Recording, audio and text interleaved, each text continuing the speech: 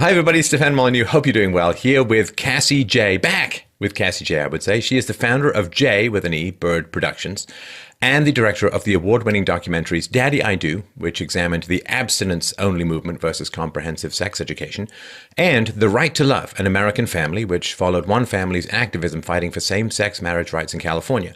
Her latest project, dare I say her most controversial project, was or is called The Red Pill, which examines the men's rights movement and gender equality. You can find out more about it at theredpillmovie.com and follow Cassie's excellent Twitter account at twitter.com/Cassie, Cassie, underbar Jaye.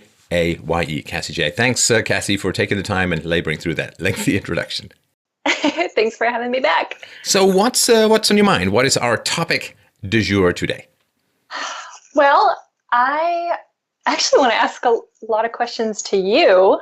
I'm processing a lot of different topics in my head right now, looking for my next feature film project. And there's something that is really just kind of poking at my side that I can't quite get a handle on or understand. And I actually want to ask you about it.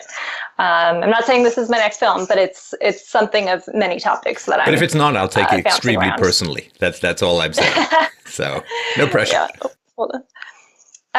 So I don't know why, but for the past 3 years that I've really been kind of in the spotlight with the Red Pill, there's a term that keeps coming up that I just don't understand, and I know I'm really going to show my naivete here, but identity politics. I don't quite understand it. So I guess what I don't understand is, are identity politics grouping people based on their biological differences and then having political movements around that demographic? Or is it any identity, like a feminist or a gun owner or Christian, so not necessarily something you're born with, like a skin color or gender? Could you clarify that for me? I can clarify as far as I see it. That doesn't necessarily mean that this is the way everyone sees it, of course. But I will say this.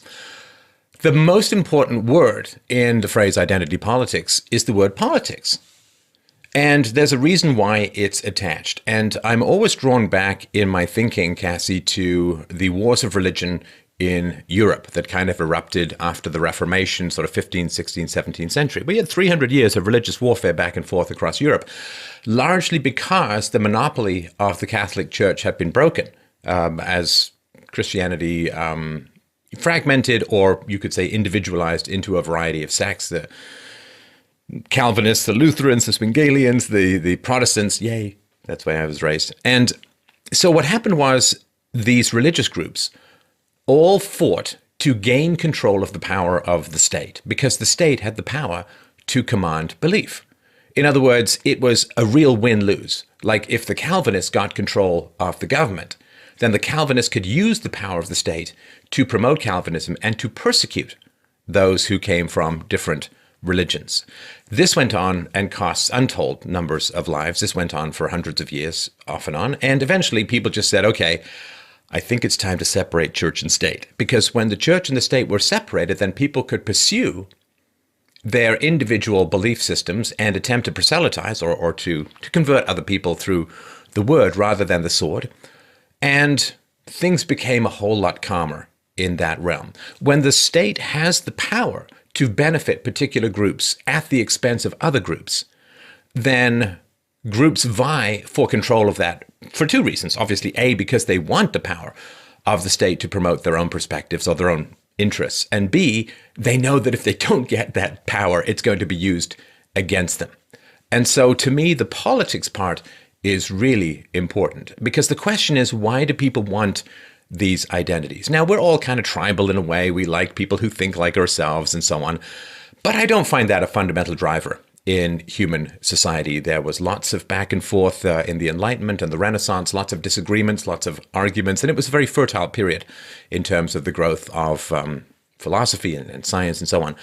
I think that we do have tribal elements within us, but the West benefits when there's individualism. So how do we benefit from individualism? Well, we benefit from individualism under the free market, of course, because we rise and fall based on our own talents and work and so on. But if the government has the power to benefit groups, then you kind of have to join a group or you're doomed. Because as an individualist, when the government has the power to benefit groups, well, you won't have a loud enough voice to compete with the groups. So when the government has the power to benefit genders or ethnicities or belief systems or religions or you name it, then what happens is people not only feel the strong urge to join a group, but also they feel the strong urge to categorize other people by those groups. And the fundamental driver is state power. It is the power of law. It is the power of gaining resources, money and power and so on, which is only handed out to the group and not to the individual. So when the government has the power to benefit and harm groups, human beings then form into these antagonistic groups. And I think that is one of the reasons why, as the government gained the power to allocate resources based on gender, on ethnicity, on race, on a variety of cultural markers, that's when it gained this power significantly in the 1960s. And then what happened was people said, oh, wow, so if I identify as part of this group and I can get people to believe that I'm a victim, the government will give me a lot of money. And I hate to sort of, it seems kind of weird. These big intellectual movements are just about dollars marching across the political landscape. But it seems that that's kind of how it worked. When the government began tinkering, well, it always tinkered in terms of race. Slavery was a government program. The horrors of Jim Crow was a government program. Segregation was a government program. And then, of course, in the 1960s with the Civil Rights Act, it wasn't like the government said, we're not going to run race relations anymore. They then continued to jig race relations with things like affirmative action and set-asides and preferential loans and housing projects and so on. And the same thing with gender. Not giving the vote to women was a government program, and then giving the vote to women was another government program, although at least it equalized things. But then you started in the 1960s to get things like, equal pay for work of equal value, where the government was now negotiating on behalf of women because they're so strong and empowered. Women can negotiate for themselves, but, for some reason, some of them wanted to run to the state. And I won't go on and on, although I have been known to, but I will say that when the government... whatever you subsidize, you get more of, and whatever you tax, you get less of. And you get less individualism when being an individualist, i.e. not joining a group, not being a victim, not playing the victim card or the victim narrative, or the identity politics game, the individual gets taxed. He does not gain or she does not gain from that. Whereas the victimized group, the oppressed group, they get a huge amount of resources and preferential treatment thrown at them.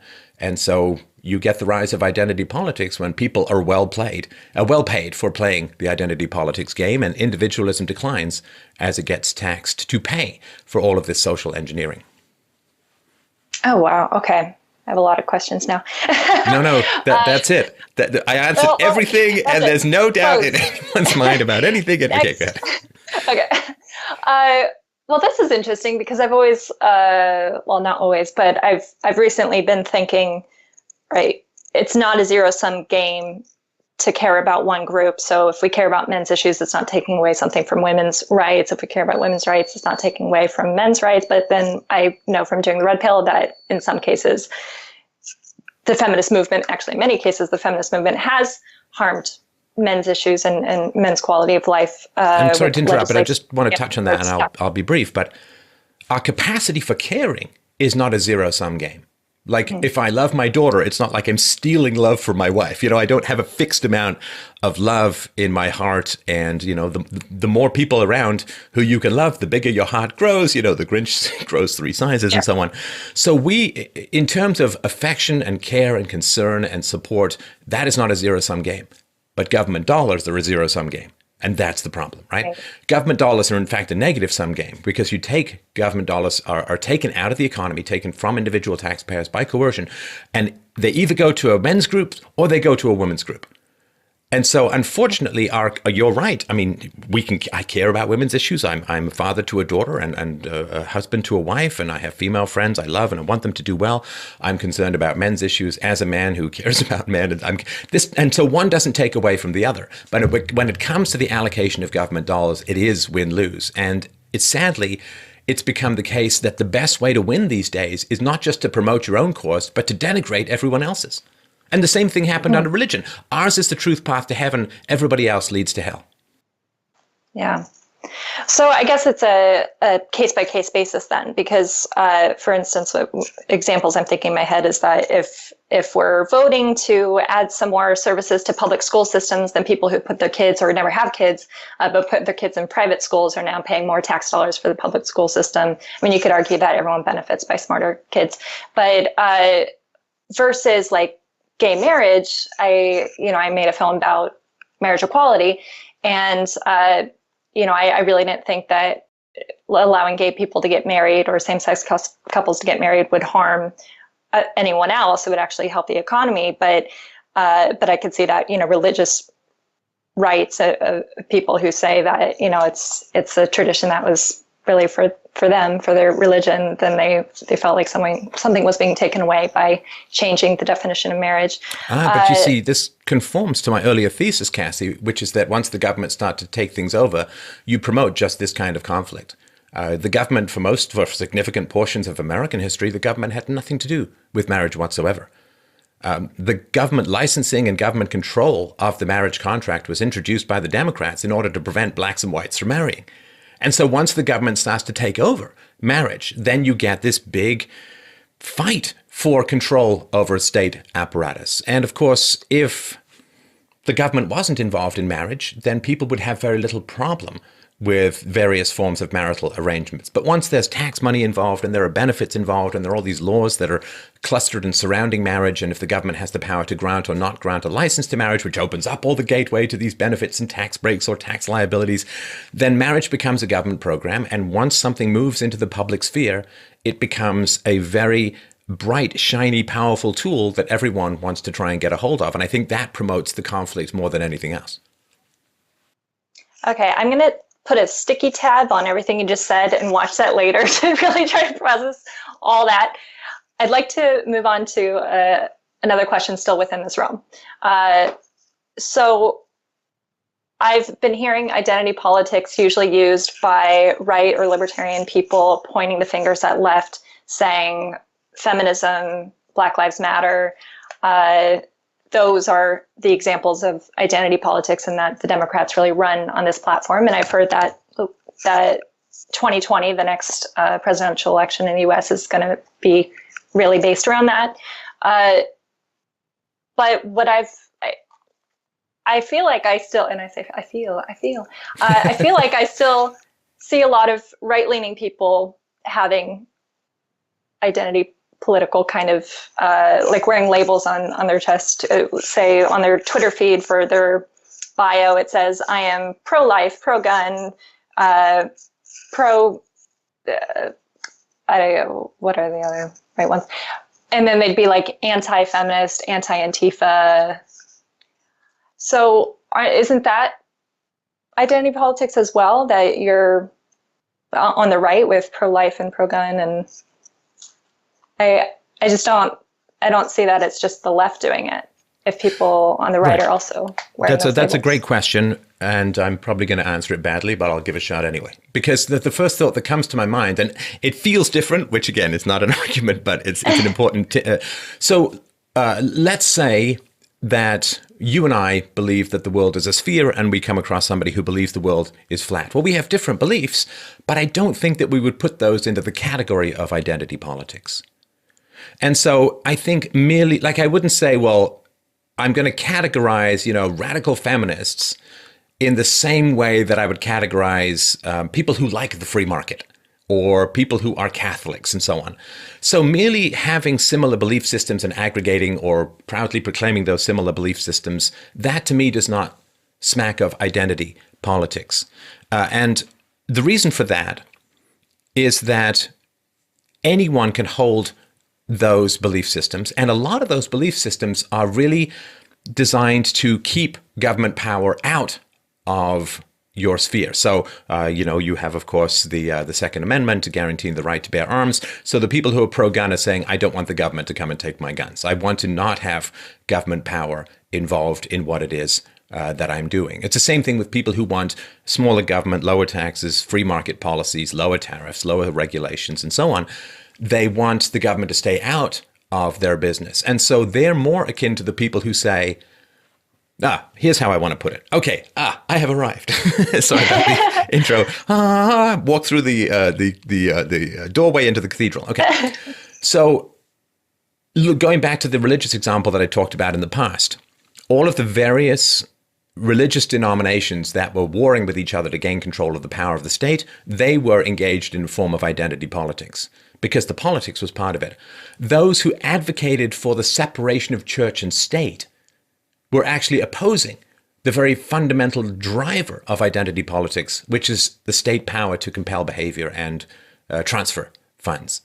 So if you're arguing against that which is the driver of identity politics, I don't think you could then be put into the category of just another identity politics group. So how is feminism identity politics then? Well, again, it depends on how you define feminism, right? So Right. If feminism is equal rights for men and women, sure. I mean, that is an equality that I think is great.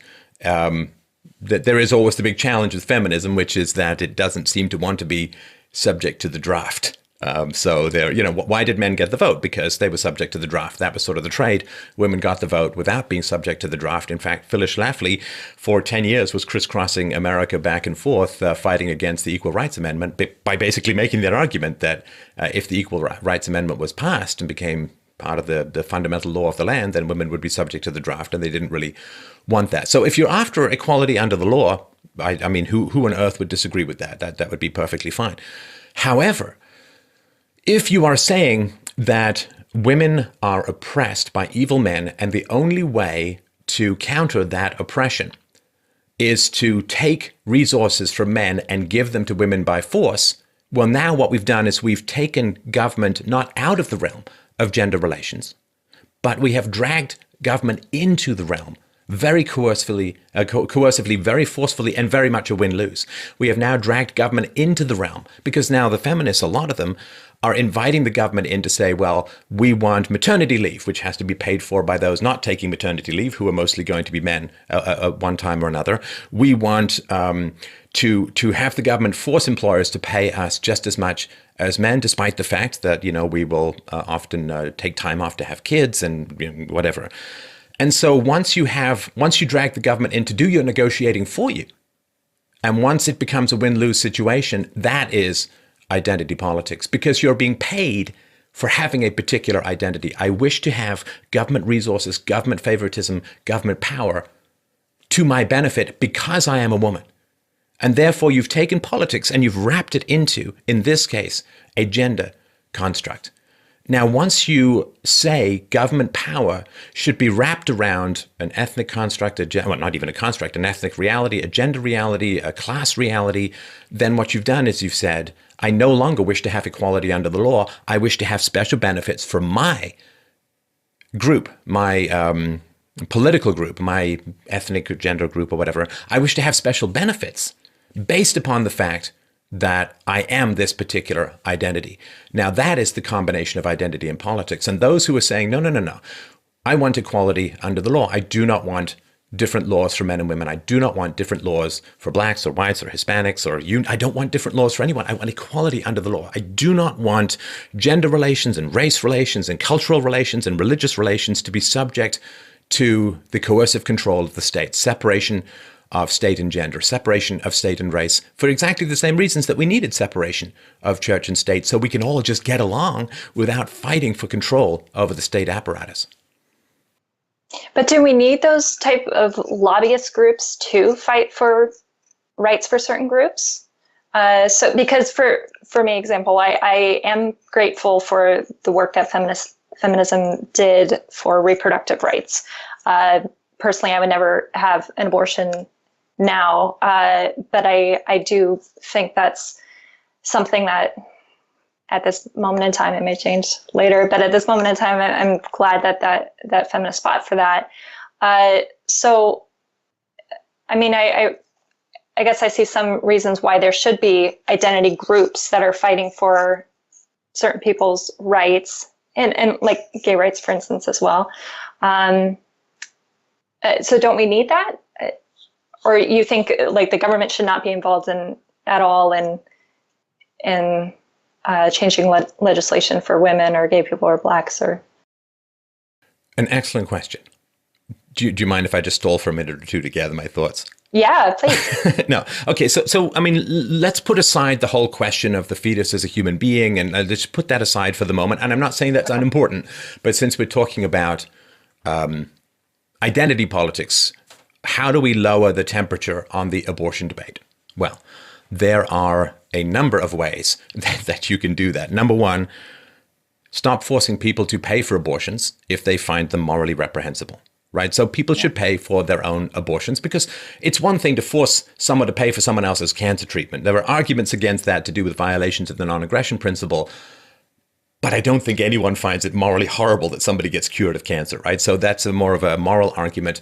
But if someone finds or if someone believes that abortion is the taking of an innocent human life, then it is adding significant insult to significant injury to force that person to pay for someone else's abortion. So I think that's very, very important. The amount of destruction and dislocation that the state has wreaked upon the family structure as a whole is incalculable but very deep and very wide. And I we could do a whole hour on that, but just, a couple of things that pop into mind.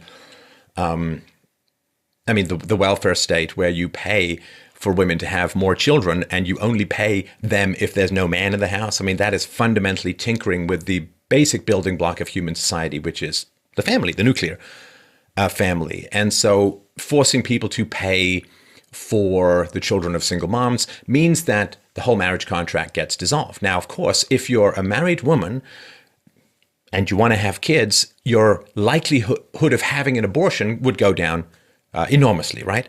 To me, when you have these kinds of fractious issues, Cassie, the best thing to do is to try and lower their incidence first and foremost, if that makes sense. And to also, so if we can reduce the number of abortions, well, that will help a lot. And there are ways to reduce the number of abortions by not forcing other people to fund them, by removing violations of persons and property that dissolve the family at its basis and encourage people to, if they want to, get married in a stable relationship. That's going to vastly reduce the amount of abortions that will be performed. And once you get it down to a manageable level, and once you get it down to the point where people aren't being forced to pay for it, the debate cools to the point where people can be rational about it. When people are really wound up about particular things, you know what it's like. It's a screaming match on both sides because the stakes are so high.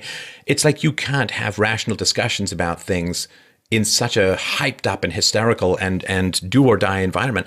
I find that to turn the temperature down, which would be to withdraw some of the laws that dissolve the family, to stop forcing people to pay for abortions, that will cool things to the point and reduce the prevalence of abortion to the point where people can, I think, be more reasonable about the discussion. Off of that, two things. One is I totally see that our incentivizing system is all wrong as far as we are paying women more to have children out of wedlock, and a lot of them, and also keep under a certain threshold of income to receive those benefits. I actually had a neighbor, man and woman, who were together for, I think, 5 years, and they were planning to get married, and they got pregnant, and they pushed off their wedding to a later date so that they could have the child before they got married to get benefits for that. So I I did a presentation recently where it was calculated that a woman had to earn about $65,000 in her career to make up for the benefits she was getting for free from the state, which was a huge gap, like a chasm she couldn't cross. And that really does trap women in that kind of poverty, much to the detriment of their children. Yes. So also I wanted to ask your thoughts on this, is because I do agree to a certain extent that people who don't believe we should have the option to abort a fetus shouldn't have to pay for it in their tax dollars. But the issue I have with that, where I don't think it's so black and white, is that oftentimes people who really do need the abortion don't have the funds to pay for it. And so if they were then forced to have the child because they couldn't afford the abortion, now don't we have more children living in poverty because But you would care about those women, right? Of course. I would care about those women. And charity would solve that problem. So there's a couple of things I think to talk about there. I mean, and this is, I always sound like some Victorian prude face, but, I'm going to just point it out anyway. One of the big influences in my life was actually a course I took in my half-completed English degree. I ended up finishing in history. And it was a course on Victorian novels where I read all the way from, oh my goodness, Daniel Defoe onwards through Samuel Richardson and others. And it was really fascinating for me. And I really recommend people read Pamela and other books about how these issues were dealt with before a big, giant interventionist welfare state. And it really is fascinating. So the question to me is, well, what happens when a woman gets pregnant outside of wedlock and she's broke?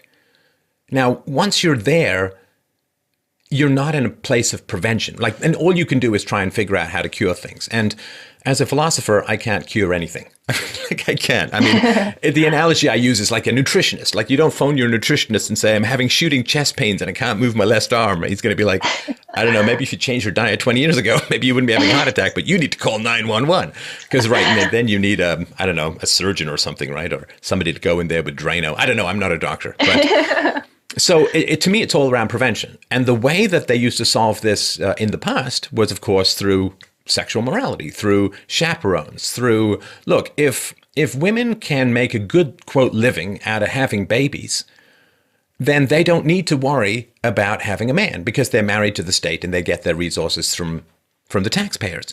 In the past, of course, when that wasn't the case, what happened was there was a lot of sexual restraint on the part of women, a lot of no touchy till, put a ring on it kind of thing. And that was very much enforced socially. And there were chaperones to make sure that the kids didn't have premarital sex. There were chaperones also to make sure that the Me Too stuff couldn't manifest if it was false, to have witnesses and so on.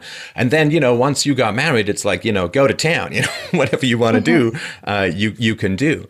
And so requiring that commitment prior to the unleashing of all too fecund youthful fertility was very much necessary, and society was very much structured around that. And if a woman if she got pregnant outside of wedlock, then the man would often be encouraged to marry her, which of course meant that men would be more careful with their own reproduction, because if getting a woman pregnant led to marriage, then they would be much more careful. Or if the woman, she would go visit her aunt, in Switzerland or something, and then the kid would be put up for adoption. And the studies that I've read, I can't state this conclusively, but the studies that I've read show, I think fairly conclusively, that a child who's put up for adoption does a lot better than a child who's raised by a single mother. Because being put up for adoption means a two-parent family, which is the best environment for a child to grow up in. So she put the child up for adoption. Now, if she decided to keep the child, then who would pay for that child? She's got no husband, so her father and mother and extended family would usually pay for and raise the child. And sometimes it would be passed off as, an oopsie menopause child of the mom or something like that.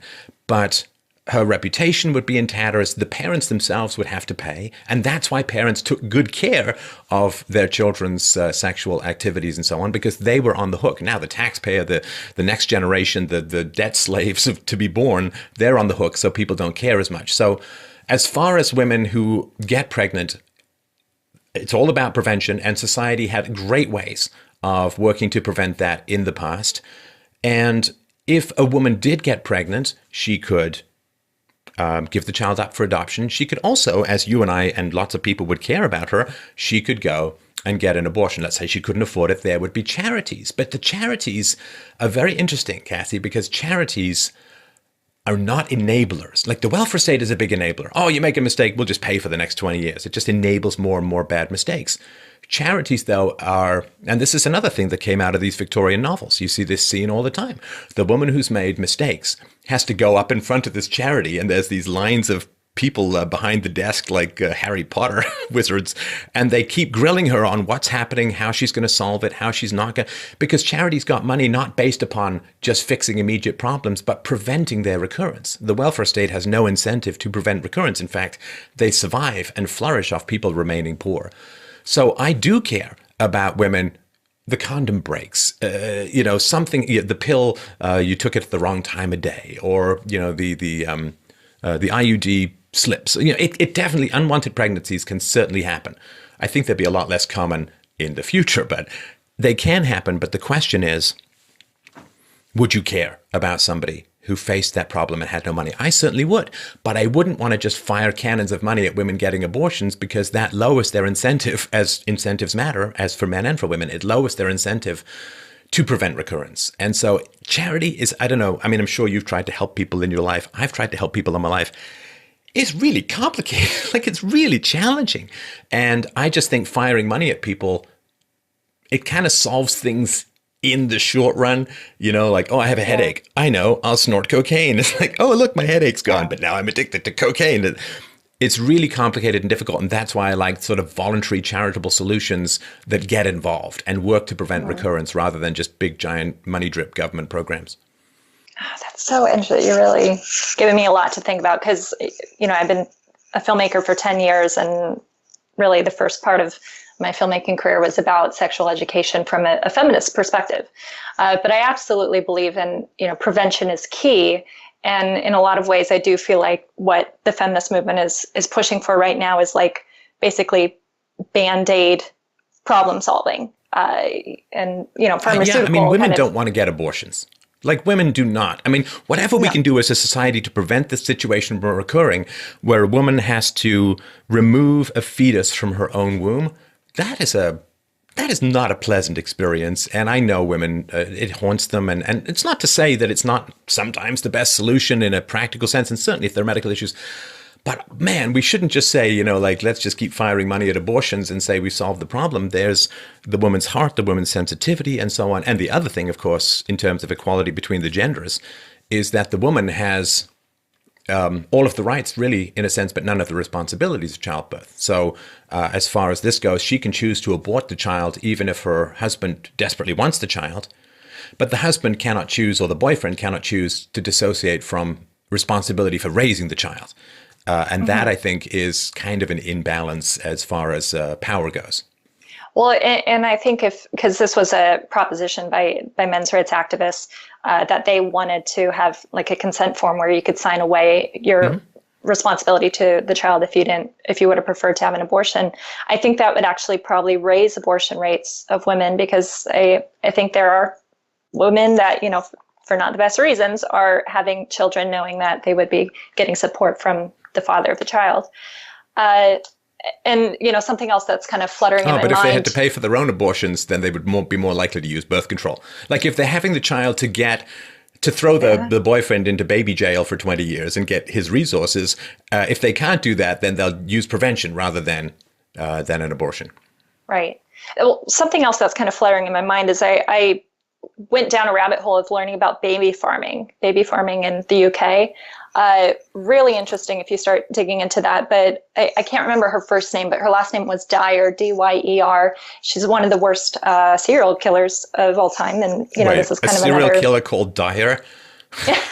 Come on. You like, sure you weren't reading Dyer, a Bond novel? Edith Dyer or something. But basically, she was so because abortion wasn't legal or safe, women would basically go on vacation for a few months, go to basically what's like a nursery, where you would then have the child and leave the child with these nannies or nurses, or and pay them. I think it was like the equivalent of $50 today or something like that, and leave their children. And so what they ended up finding out was that this woman Dyer was strangling or killing the children with some kind of solution that orally, and she would hide all the babies' bodies around London, I believe, and they ended up finding like over 300 dead babies. And so when I hear about those kind of stories, obviously that's hundreds of years ago, but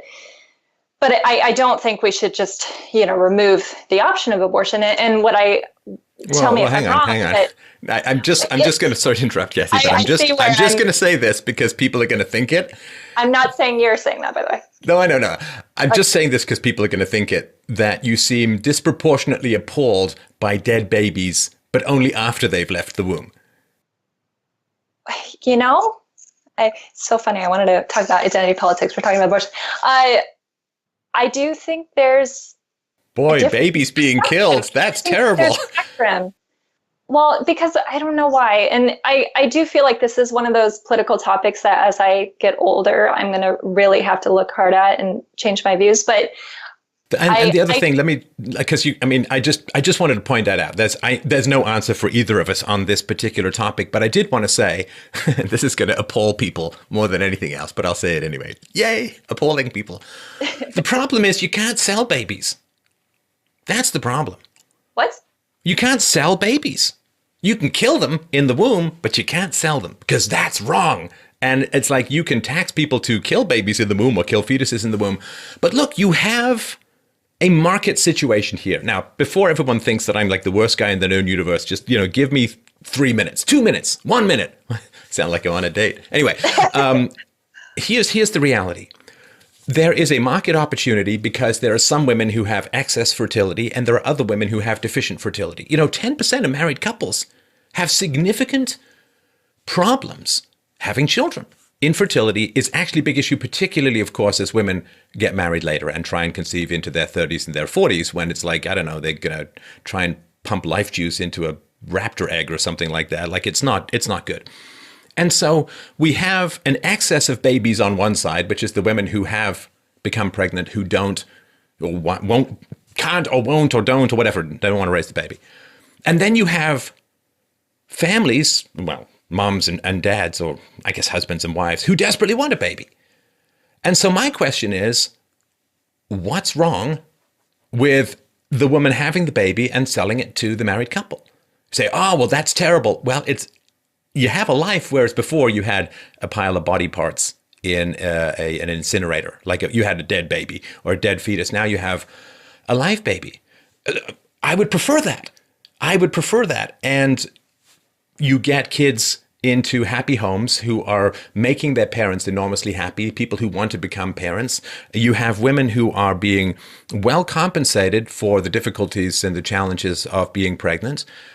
It seems to me like a win-win. And again, like I fully understand. What do you mean selling babies? Like on an auction, like on you've got ebaby.com? I mean, I get that. It is something that is tough to get over. In terms of like, we just don't like the idea of buying and selling human beings. I completely understand that. But if we sort of look at yourself, let's say that you as a fetus, your mom was thinking of having an abortion, but somebody could have paid her a few $1,000s to give birth. Would you rather be alive? I would.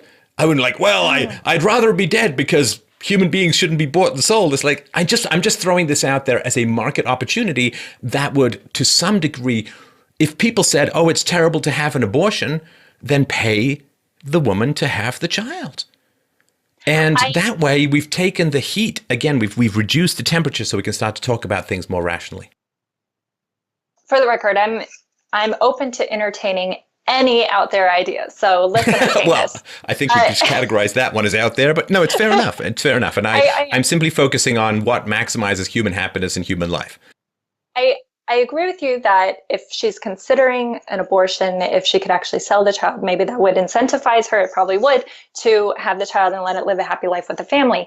However, I think where it'd go wrong is when women make a career now out of getting pregnant to have 15, 16 children to sell. No, but women are already doing that, Cassie. It's called the welfare state. It's just that the people who are paying for it don't have a choice. They're being forced to pay for it. So the idea that women don't have babies to make money, come on. We know how that works. For a lot of women, not all, but for a lot of women, it is. Oh, why would I want to get a low-paying job? Why would I want to deal with some difficult guy? I'll just pump out a bunch of kids and get the welfare state to pay for it. So the idea that it would incentivize women to have children for money, it's like, well, at least this way is voluntary. Well, I mean, yeah, and she could probably charge a lot more. I mean, now you're under capitalism where you could be like, well, I'm the healthiest eater and I work out during my pregnancy, so I can charge more for my baby. But in Daddy I Do, I interviewed a single mother of 5 who was 25 years old. Single mother of 5 who was 25 years old. And she was living in Pahrump, a Black woman. And beautiful. She was actually an aspiring model and singer and the sweetest soul. And I really don't want to believe that she was doing it for the welfare system. Three different fathers, by the way.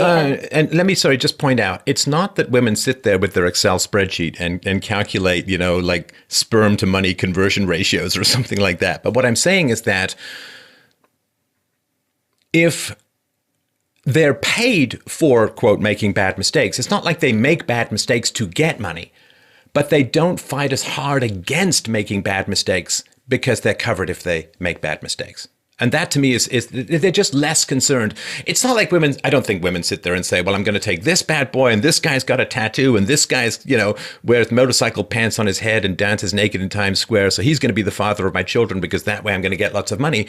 But what I think the old story was the woman said, okay, well, I want to get married. I want to have kids. We just talk about these women, it's not all, but I want to get married. I want to have kids.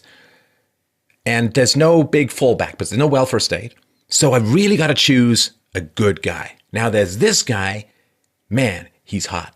He's got a scar over his forehead. He's got, Popeye tattoos on his giant biceps. He's got enough abs to run a Chinese laundry. I mean, it's incredible what he's got. But he sleeps with anything that moves and he doesn't have a job, right? So you gotta grit your teeth and you gotta say, okay, well, this guy, he's a little pear-shaped, maybe a little thin on top, doesn't know how to play ping pong, and I love ping pong, but he's getting an accounting degree. He's going to be solid. He's going to be stable. He's going to be a provider. This guy, great sex, bad dad. This guy, maybe I'll think about this guy when I'm this guy, but good dad.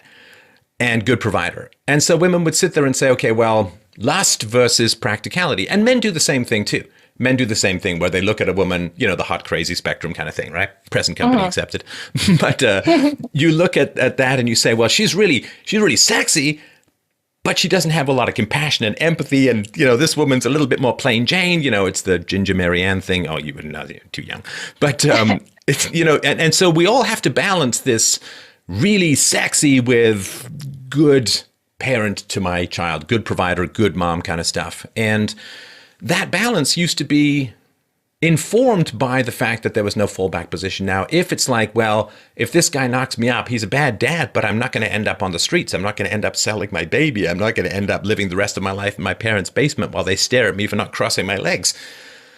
So it is just a matter of the incentives change things fundamentally. Like, it's not like everyone in the Soviet Union woke up and said, I'm going to do a terrible job today.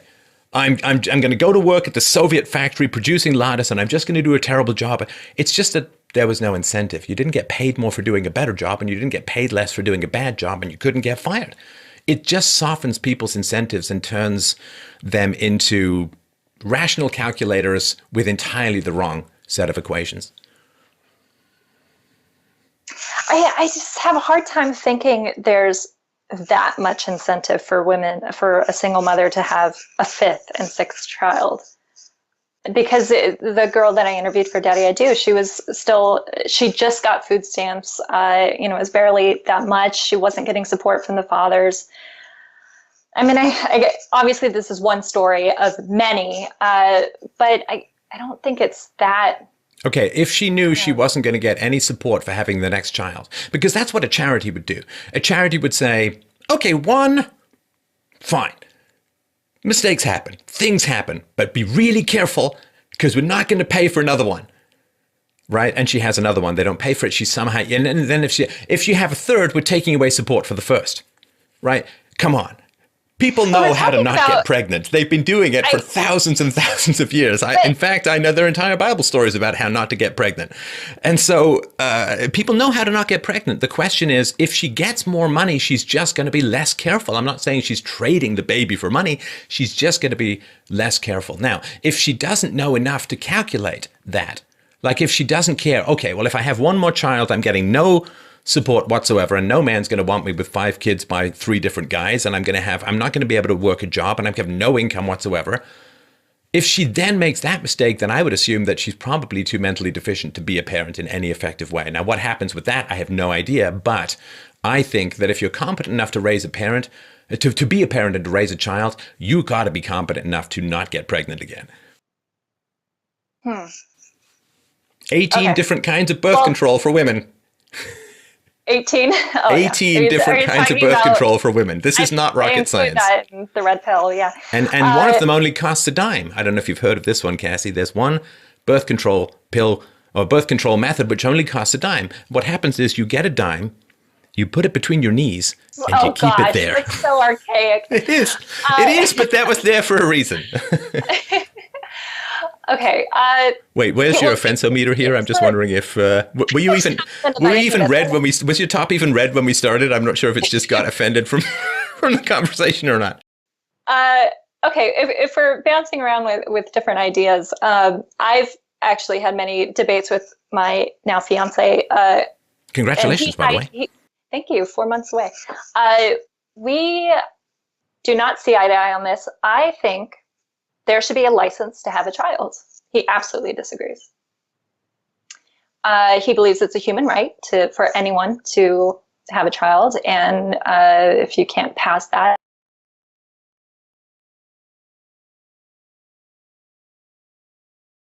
the test is that we could, make certain people not be able to procreate. But I do think that we have a responsibility, and there should be, I don't know, some kind of regulation over who's able to have someone's life in their hands. What do you think? I would say this.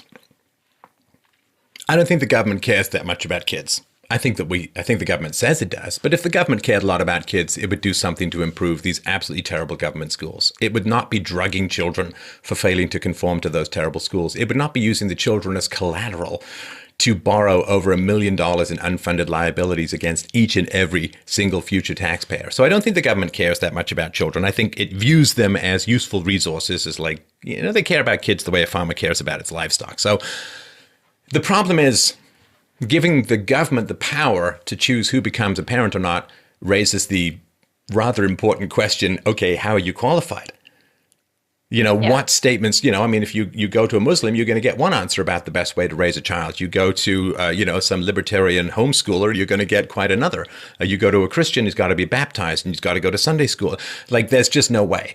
And then what's going to happen is, again, you're going to get the government with the power to control the creation of life. Every single group is going to try and grab a hold of that power and impose its will on others, and there's going to be massive infighting.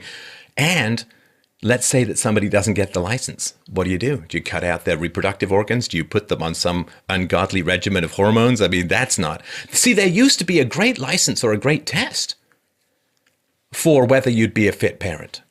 It used to be completely available to everyone, not centrally enforced, required no legislation, there'd be no lobbyists all over it. And that wonderful license to have children used to be called marriage and income. Yeah. That stuff was great, man, because if you want to, if you get to the middle class, you're probably going to be okay, at least as far as having resources. And getting to the middle class is pretty easy no matter where you start. I mean, I started broke. And if you want to get to the middle class, you just got to do three things. You know them as well as I do. You got to finish high school. You got to get and keep a job for at least a year. And you have to not have a child out of wedlock. Now, if you can do those things, you got a 98% chance of getting to the middle class. Easy peasy, nice and easy. So marriage and an income, marriage being not the government license, but the public social community commitment to stay together no matter what, marriage and an income used to be the license. So the question is, why do we need a license now when we had one that functioned very well for thousands and thousands of years? Well, because this is an example, Cassie, of one government problem or program leading to another government problem or program, which is now we're paying irresponsible people, so to speak, to have babies. So now we feel like we need a license. And it's like, well, that used to be there before the welfare state. That's a good argument that marriage is the license to parent.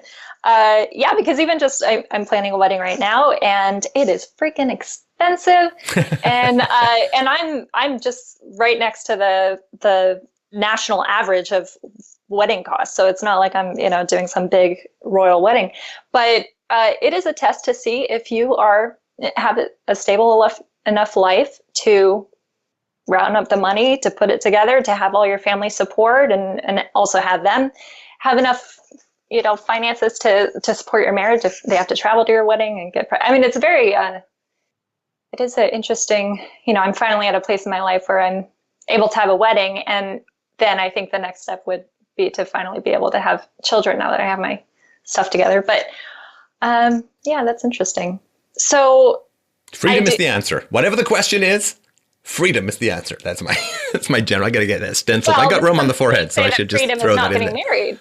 There's the title for your next documentary. What? Now, and you can do it cheaper, right? I mean, you can elope, you can do that drive-through Elvis wedding in Vegas or whatever, so you can do it a lot cheaper.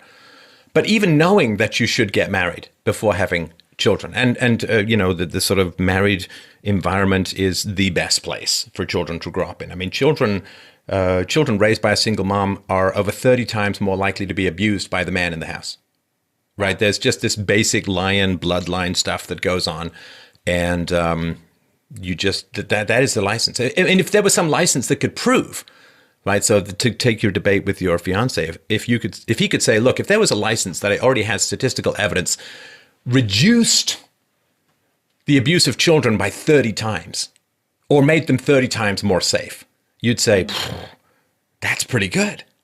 That's really 30 times, not 30%, 30 times. That's incredible.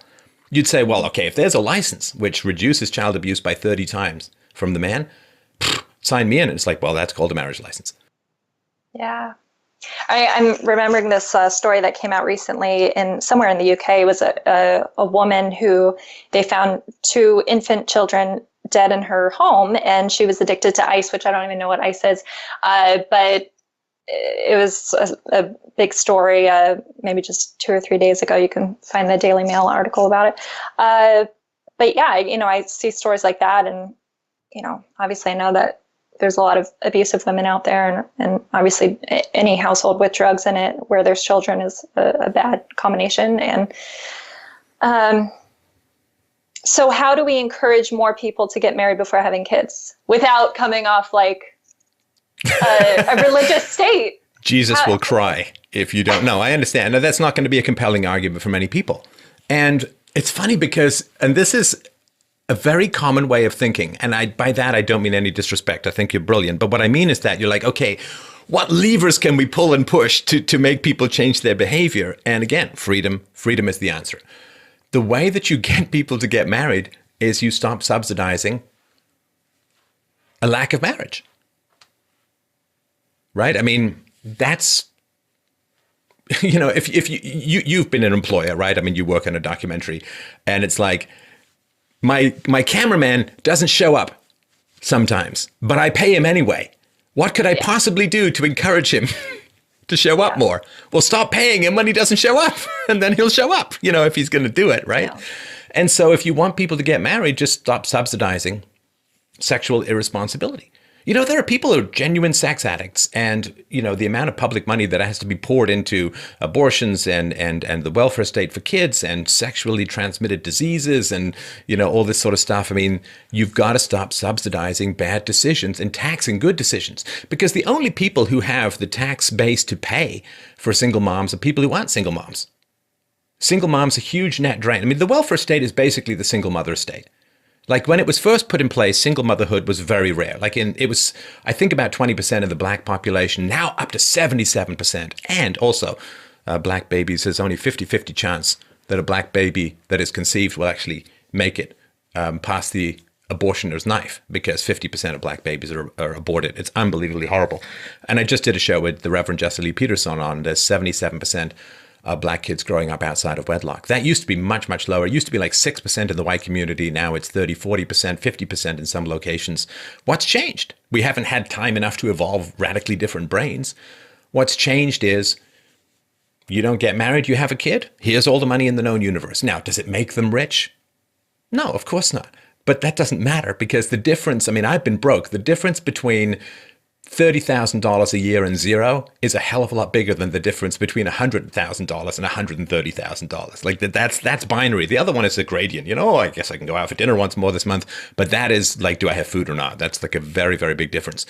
So if you want people to marry more, you could say, well, let's have a government program that pays people to get married. It's like, well, that's just going to cost more. It's going to be corrupt. The definition of marriage is going to be extended. People are going to cheat it like crazy.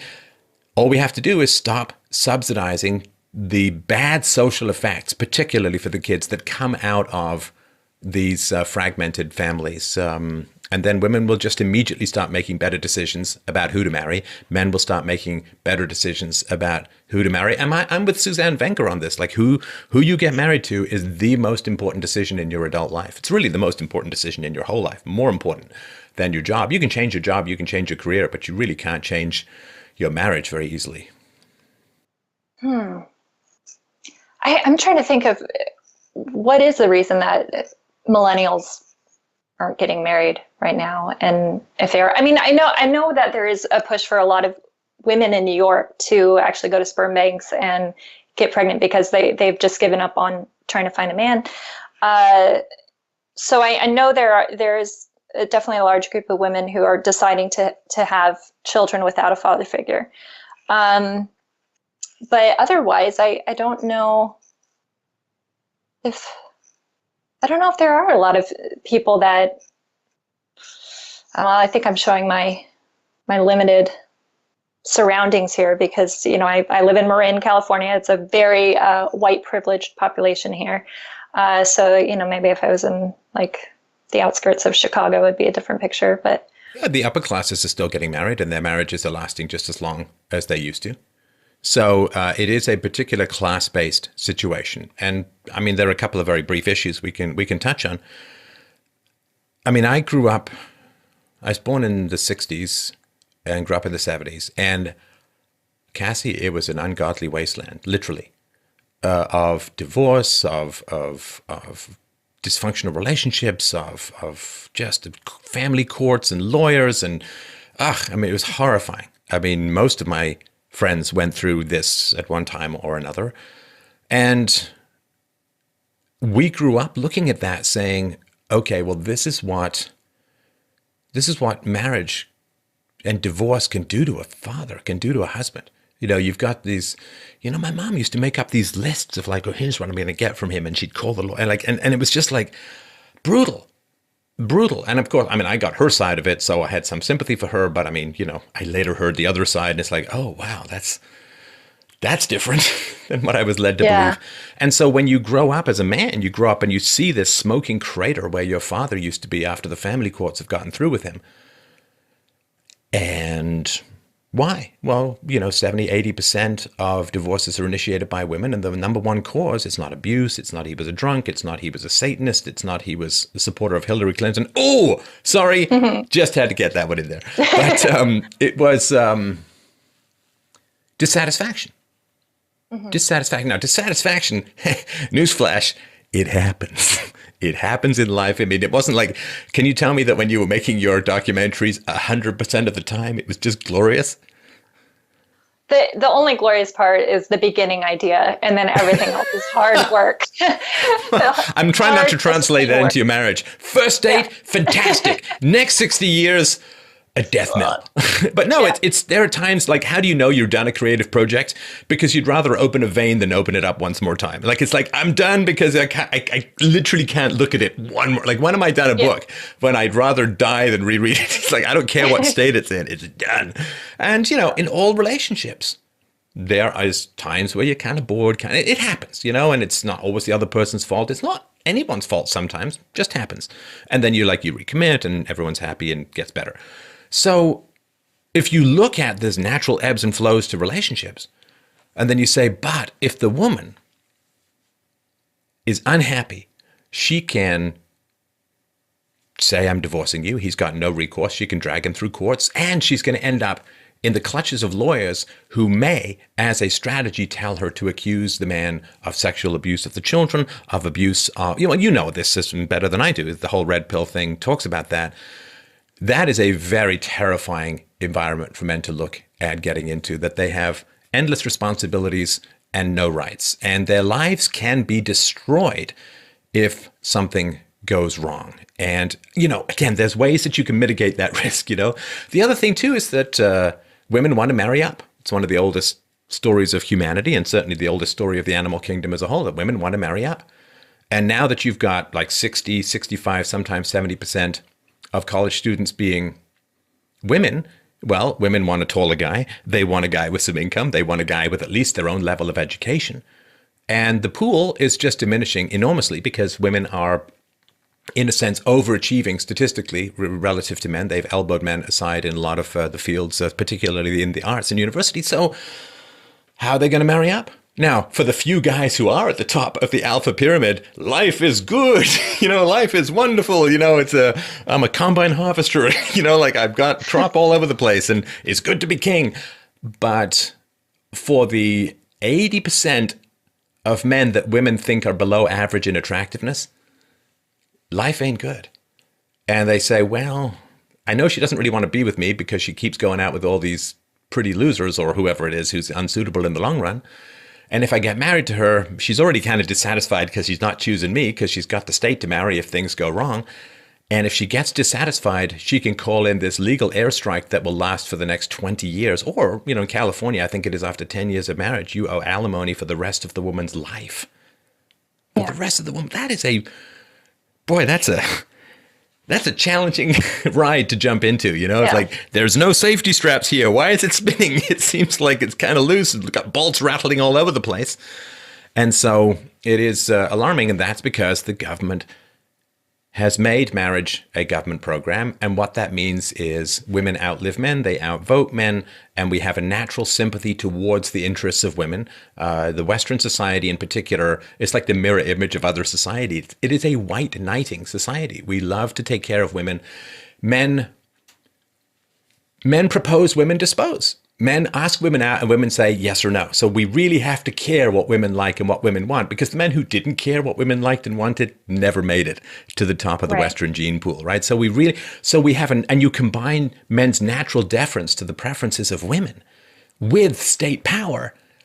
Well, I've called it a chicktatorship, and I may not be entirely wrong about that.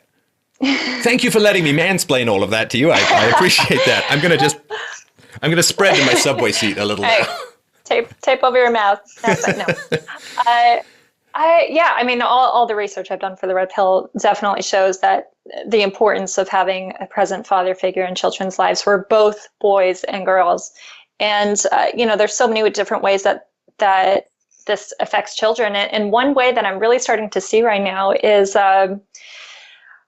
so now that I am really kind of stepping into my business role position as the CEO of a production company that's having to hire more employees and really have a big ship running smoothly, it's really testing my business knowledge and my business skills. And something that I think is very fascinating is that there was a lot I didn't learn because I didn't have what I would think is a father figure type of role to teach those things to me about how to do your taxes and how to negotiate and how to. So when I started to realize that, I by the way, I think I've gotten a lot better now. Actually, my fiance is a cutthroat negotiator. He's very good at it, and he's taught me well in that department now. But I see you married up. There you go. So in Hollywood, this is a very big topic right now, and I think it's just going to get even bigger. Probably the Oscars are going to talk about it again. I know the Golden Globes made it a big issue for speeches then, which is the gender pay gap between actors and actresses. And, they have this whole Time's Up campaign. And so, the pay gap is very interesting because these are contract positions. It's not like it's a government job where everyone needs to be paid the same. It's, you could even compare it to being a home remodeling contractor. You decide what your rates freelance, are. Right? Yeah, it's freelance. And oftentimes it is, agents or managers negotiating those contracts, but sometimes it's not. Sometimes it's the actors that really put their foot down. But so, one of the big recent stories was Michelle Williams apparently not being paid or only being paid per diem, a day rate for the reshoots of, I think All the Money in the World is the movie title. And, that was something that her agents negotiated, or she negotiated. And it was a bad negotiation deal, whereas Mark Wahlberg had a better contract that allowed him to charge more for the reshoots. So when this story came out, everyone was saying that it's wage discrimination against men and women. It's discrimination against women. And there was, a really big support around Michelle Williams and that she was discriminated against just for her gender, which even the other actors that were doing the reshoots weren't being paid for it. I think the the director even said he wasn't being paid for the reshoot because, they wanted to do it to replace Kevin Spacey, and so it was more the cause behind the reshoots.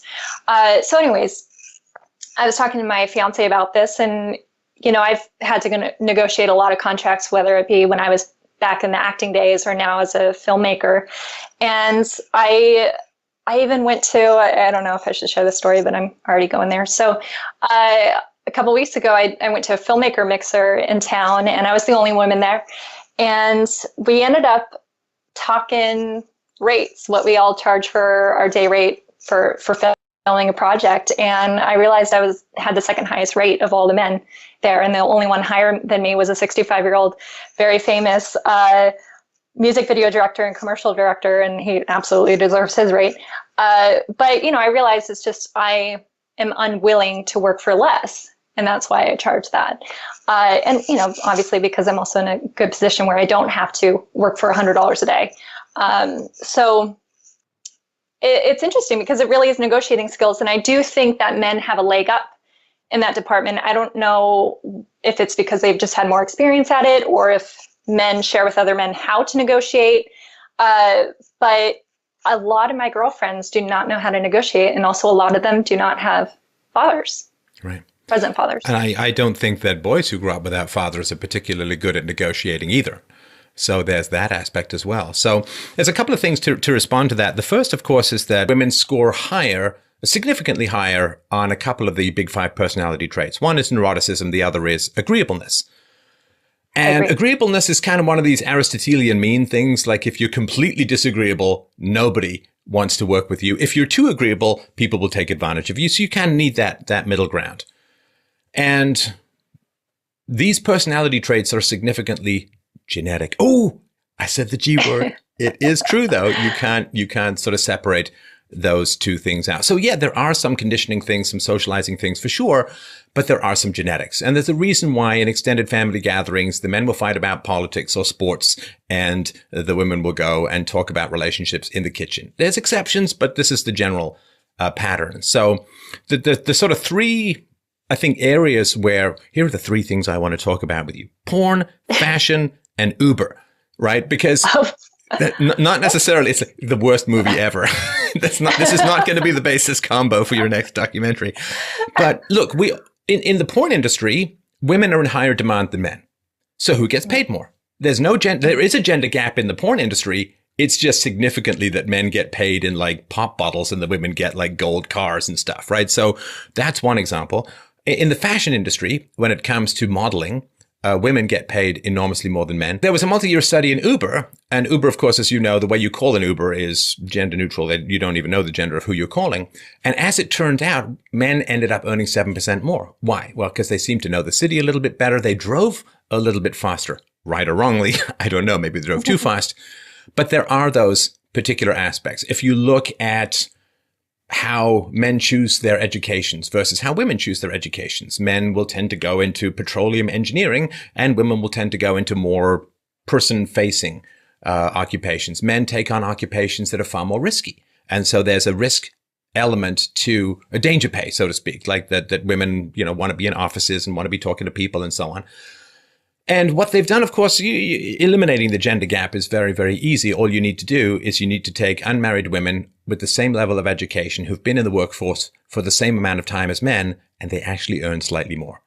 So I think that women should be perfectly free to make their own choices. Of course, freedom is always the answer. Women should be perfectly free to make their own choices in which occupations they want to go in. And what they found is that when women have less economic freedom and the country is poorer, they tend to go more into male-dominated fields, engineering, computer science, and so on.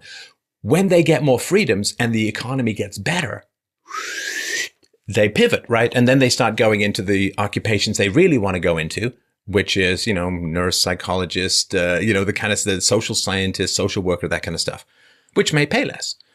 So I respect that people make different choices. And it's sort of like saying, well, there's a pay gap between accountants and actors. It's like, well, that's not really apples to apples now, is it? And yeah. So yeah, respect the choices that women make.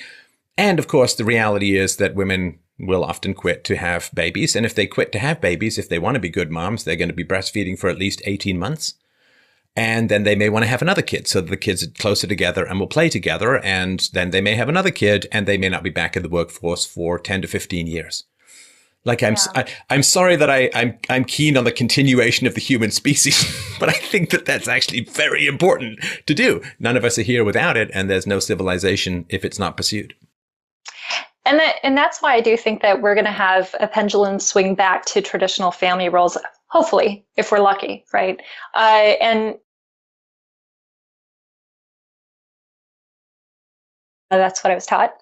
And, but now I start to think, just because something is historical doesn't mean it's archaic or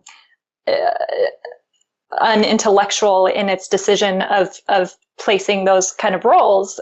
You could actually look at it as being the most progressive, evolved system that many generations decided now this family unit works best like this. And so what we think of as traditional family doesn't have to mean it's, backwards. It could actually be progressive thought from our history. And it's funny, because this question of what was the perfect time? For some people it was the 50s. For some people it was the 60s. For nobody was it the 70s, except for people who made polyester outfits. But I don't think we can go back. Like in terms of conservatism or old school values, like we can't go back for a couple of reasons. One, there's the internet, which means ideas spread like wildfire. And before that, there wasn't, which is why you needed these radically stable institutions that kind of bullied people a lot of times. The church was pretty harsh in terms of go to believe or go to hell and all that kind of stuff. Touch yourself and you're doomed, like all this stuff. It was pretty harsh. I don't think we can go back to that. We have a much more skeptical and secular kind of society now. We're also way wealthier than we were, 100 years ago or 200 years ago. There's no, because we're hundreds of times wealthier in terms of just basic material goods. So the same constraints and restrictions don't matter as much. Back in the day in some medieval village, you couldn't train a woman to be a doctor because you only had the resources to train one doctor in the whole town. And you couldn't train the woman to be the doctor because she'd get pregnant. Because birth control and marriage, birth control was barely available. Marriage was pretty much a constant. And so if you wanted a doctor, you had to train the man. Otherwise you get no doctor. And so I just want to point out that I don't think that we're certainly not going back to that level of poverty. We're not going to that level of religiosity. I don't think we're going to go back. Plus, the multiculturalism stuff, we're now bumping up against other ideologies and recognizing that there's a lot of subjectivity.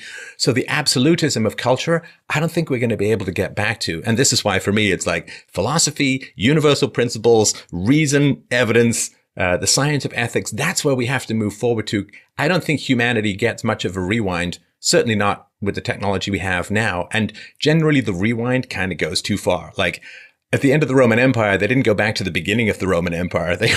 I went halfway back to the Stone Age, and I don't think that there's a rewind possible. That's why I think this is why I do what I do. I have to keep pressing on with philosophical principles. Yeah.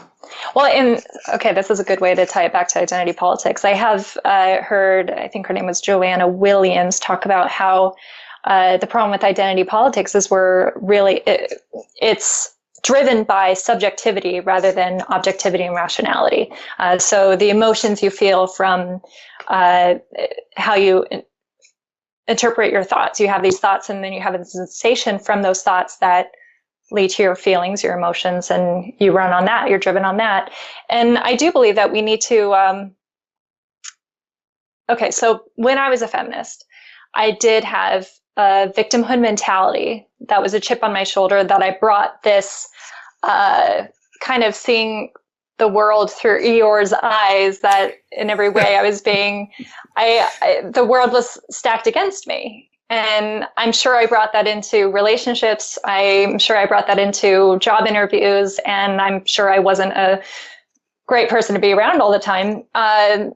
So I do think that victimhood mentality of feminists is holding them back from really living the best life and having a fulfilling life, whether it's in their relationships or their job. Right. So I'm trying to think, is the answer then trying to swing people to rationality and objectivity where we're all like data? We have to meet in reality. If we're going to have a multicultural society, which we are, whether we like it or not, then we have to meet in reality. We have to surrender to facts, reason, and evidence. There's a reason why scientists from all over the world, from all different cultures and races, can get together and have very productive meetings and sessions, because they have objectivity as their metric. Mathematicians, same way. Engineers, same way. Computer science, they can all work together because there's an objective metric by which they can measure their success. So this radical subjectivism, it just creates massive fragmentation and conflict. And this is more of a sort of personal observation, because, I did the philosophy thing for a while. But so the personal observation, Cassie, is what I really dislike about identity politics is it plays into and preys upon a fundamental human weakness. And the fundamental human weakness is this: we all risk, and you fail a lot in life. If you're not failing, you're not trying. And if you're not failing enough, you're not trying enough. I mean, I was making this case to my daughter the other day about failure, because, she's learning how to lose. And I said, the two best writers in the English language are Shakespeare and Dickens. And only about 20 to 25% of their books and plays are regularly read and produced. So even the greatest geniuses of all time in the English language have a success rate of 20 to 25%.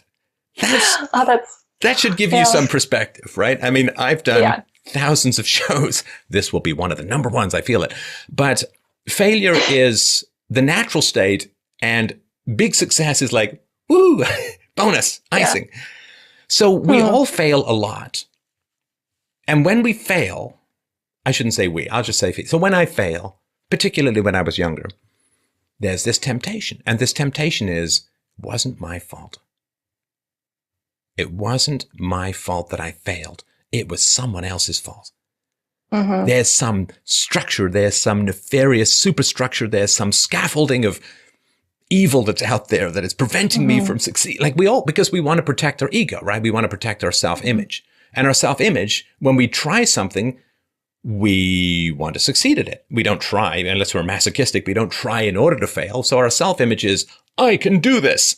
Reality comes back a lot of times and says, you really can't. You really can't. You thought you could, but you're wrong. Now that is painful, right? I mean, we don't want something like when I was younger, I'd ask a girl out. I was never indifferent to her saying no. I mean, of course you ask a girl out. She's theoretically, if one of the girls had said, no, I'm just kidding. It happened. But, so we all want something, and we're going to fail a lot. And that's a challenge to our ego. And we do one of two things when we fail. We say, it wasn't my fault. There are evil forces at work, they're out to get me, and I did everything right. But, it's somebody else's fault. This person didn't deliver. This person just didn't like me for no reason. It was great. Or we say, there's something I need to change in what I'm doing because I didn't get what I wanted. I need to take ownership. And, of course we know which we should do. But the great human temptation is, the sour grapes, the fox who tries to get at the grapes and can't get at the grapes and then storms off. And, it was sour anyway, right? I mean, that's... And what identity politics does is it kind of injects its venom into that underbelly of blame others that we all have when we fail. So why am I paid less than a man? You can say, well, that's an interesting question. Jordan Peterson, this famous interview that he had with Kathy Newman, it was interesting because he's actually a psychologist who helps women solve this problem, whereas she's someone who just complains about it. And I thought that was kind of interesting. Like, well, I'm actually helping women getting paid more. All you're doing is making them angry and getting them probably end up being paid less. So you can say, okay, well, I'm paid less as a woman. Now I can either say there's an evil patriarchy that's never going to let me get, and then you're off the hook. You don't have to challenge yourself. You don't have to improve. You don't have to admit that there's a big gap between where you want to be and where you are and figure out a way to close it, which is painful. It's hard. Yeah. And so, I don't like that in that fork in the road, in self-improvement versus blaming others. The social justice warriors, the identity politics people, they come and they sell this bitterness and they excuse people and they say it's the fault of the institution, it's the fault of the capitalists, it's the fault of the patriarchy, it's the fault of whatever, right? Some system, the problem, why the reason you're poor is we have money. It's like whatever, right? And what it does is it paralyzes people and it gets them to squat in this dungeon of resentment and abdicates their responsibility for their own actions and choices. Now, I'm not saying we're omnipotent and we can just go out and get whatever we want, but there's a balance there. And I do think sometimes we need to say to people, there are limitations you should be aware of and, negotiate yourself accordingly. But there are times when we need to say it's not always the fault of the system or the structure as to why you're not getting what you want. There may be lots of opportunities for you, but it's going to be a challenge.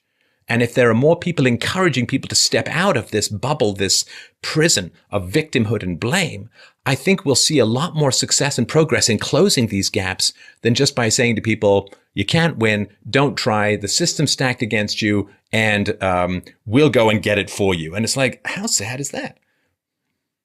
So do you think that we would become a more evolved, civilized society if we all became more had more humility and looking within ourselves how to improve? And I think the biblical saying is, don't point out the speck in someone else's eye, look at the log in your own.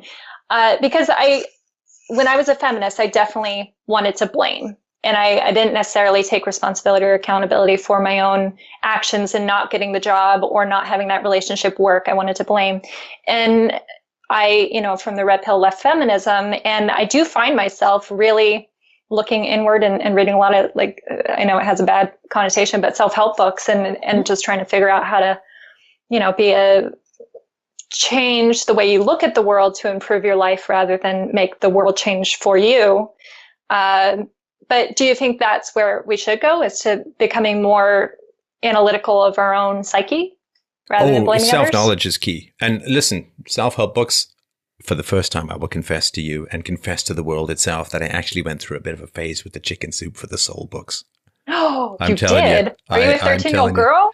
I'm telling you. No, it was even before then, before I became a dad. Self-knowledge is the key. Self-knowledge, know thyself was the first commandment of philosophy that I think means anything. And know thyself means be able to separate yourself from the world. There's you, like, don't be the solipsistic, narcissistic, self-regarding, everything is like, I think something, therefore it's true. I feel something, therefore it's true. I have this perspective. We only have a civilization because we're willing to subject our beliefs to reason, evidence, science, the free market. Oh, I think I have something of real value. I have a book. It's like, okay, well, go and sell it in the free market. Find out. It may have an intrinsic value, like it's really good, but find out its monetary value. Submit yourself. You had to find out when you release your movies, does anybody want to watch them? Kind of an important question, because if they don't, it's a little tough on the old motivation, right? So humbling ourselves to a methodology is really challenging. Scientists have to do it. Mathematicians have to do it. Engineers just can't go around making stuff up. Neither can physicists. Why should any of us? We should always take our cues from the most successful human disciplines. And the most successful human disciplines are the science and the free market, and medicine being a subset of science. Science and the free market have done more over the past 200 years than the rest of human history combined. And human history is 150,000 years. We're talking a tiny, tiny little slice that has completely transformed the planet and multiplied the population beyond what anyone ever thought. I mean, they were writing, Malthus was writing in the 18th century about how we were all about to starve to death because the population was tipping over like one person per square mile or something like that. So you look at science and you look at the free market. These are the two most successful, there's not even a close second, two most successful human disciplines. And what do? They humble you. Because you may want people to buy your book. That doesn't make them buy your book. You may want your scientific conjecture to be true. That doesn't make it true. You have to submit yourself to the discipline of the market, to voluntary interactions in the free market, and you have to submit yourself to rational consistency in your theory combined with empirical evidence for what you propose. And that is a very humbling thing, to say the contents of my mind must be infinitely less true or infinitely less valid than whatever happens out there in reality and whatever reason dictates. And it is true in life, as it is in science, as it is in the free market, that nature to be commanded must be obeyed. If you're willing to submit yourself to reason and evidence, you gain extraordinary powers in the world, because you are able to not only own your own actions, but organize your actions in consistency with reason and evidence, with reality. We all want to act with relation to reality in a productive manner. So if we're willing to humble ourselves, you gain great powers. But if you fantasize you have great powers, you become terribly, terribly impotent. And that's my big concern with identity politics. They say they have the evidence. They have the answer as to why some people are rich and why some people are poor. Exploitation. They say they have the answer as to why women get paid this and It's exploitation. And it's like, but where's the evidence? All you're doing is stimulating resentment and paralyzing people. And I think the destruction of human potential based upon that stimulation of resentment and paralyzing, because resentment and paralysis go hand in hand. You simply cannot get one without the other. You want self-ownership, you get power, you get responsibility, but that you mean you also get self-blame, you get guilt, you get all of the, it's the Pandora's box. So I really, really want to encourage people to think of yourself not in relation to a group, not in relation to an ideology, but in relation to reality, to reason, and to evidence. Organize your thoughts accordingly. And I think that's as close to superpowers as human beings can possibly get. I like that. I also, something I thought I've been bouncing around in my mind. I saw this in a video on YouTube, which of course always you can trust. So the video was about what is the mindset of wealthy people versus poor people. And the first principle that they brought up was that poor people think of the value of their time, whereas wealthy people think of the value of their output, what they created, what they're, creating or distributing to the world. And I thought that was a really good nugget of information. If you want to get paid more, just produce more, and then ask for it. The what's called white male privilege is simply nobody gives us any excuses. In fact, we get, I think, a disproportionate amount of blame, but it's like nobody said to me, well, the reason why you're not doing well is because of some big external mysterious force. I never got any excuses. And I think that it's funny because the sort of white privilege is not being given a shred of white privilege in a sense, or the male privilege. The patriarchy is simply that nobody cuts you any excuses. Nobody cuts you any slack. And nobody says, well, you're sad that you didn't get more. Here's more. You're upset. It's like, nah, you got to go out and fight for it. Nobody ever told me anything different. So that's kind of what I did. And it worked. And I want to extend that to everyone else. Yeah, I do wonder if, okay, I'm going to be generalizing, so forgive me for the next 30 seconds, but I do wonder if the reason why men are so good in business negotiating scenarios is because they take responsibility if they don't get the job or they don't, There's no industry excusing male failure. Yeah. So, as a white man, if my fiance was doing a job interview for some position and he doesn't get it, he doesn't blame anyone else. He's like, yeah, I just wasn't educated enough or didn't have enough experience, didn't have the right resume, wasn't capable enough, if you had to do a test run and you just didn't deliver. So I think that accountability is really, then you improve from that. If you take accountability for not getting that position and then you want to get better, then you are going to be better the next time around. Yeah. Yeah. And I think that the discrimination a lot of white males experience in the workplace, I'm thinking of the story of Scott Adams, the cartoonist of Dilbert and a great writer.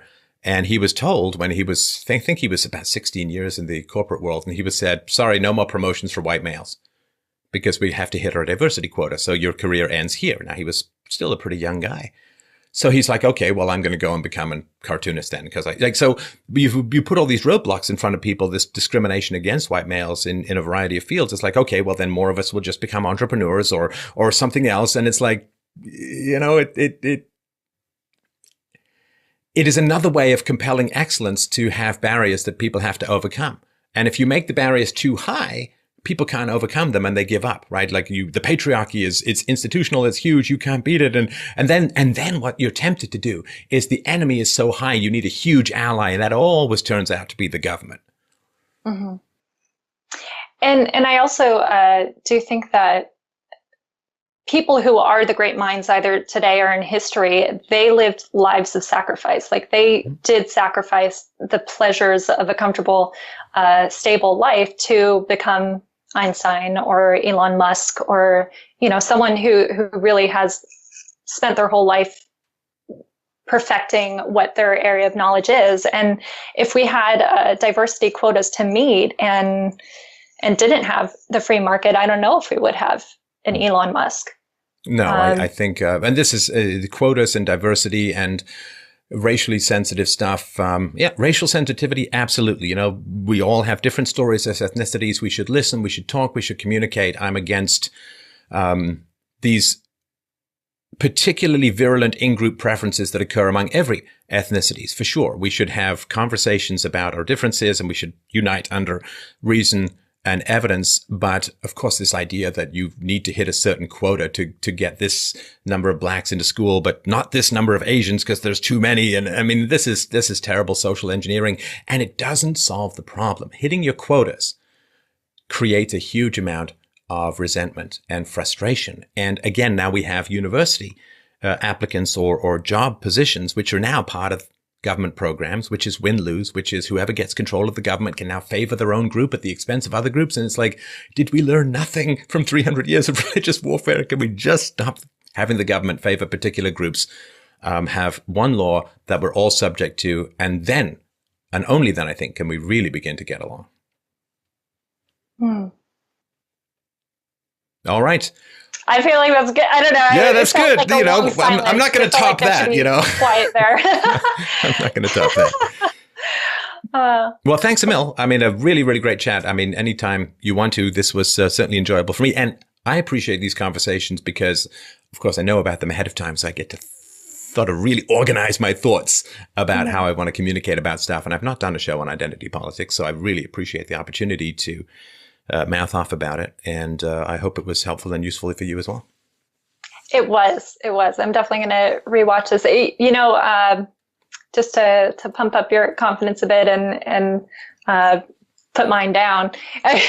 You really, I don't know how old you are, but you have plenty of life experience over me. And I do feel like I'm starting from ground zero with learning about philosophy, psychology, history, politics, because my whole beginning life up until I was about 18, I was a very strong-headed Christian, and I went to a private school at one time in Washington State, and I just had very limited experiences, and I was taught creationism, and I was pretty sheltered, and then I became a feminist, and for about 10 years, then that was my world, and I really didn't think outside that.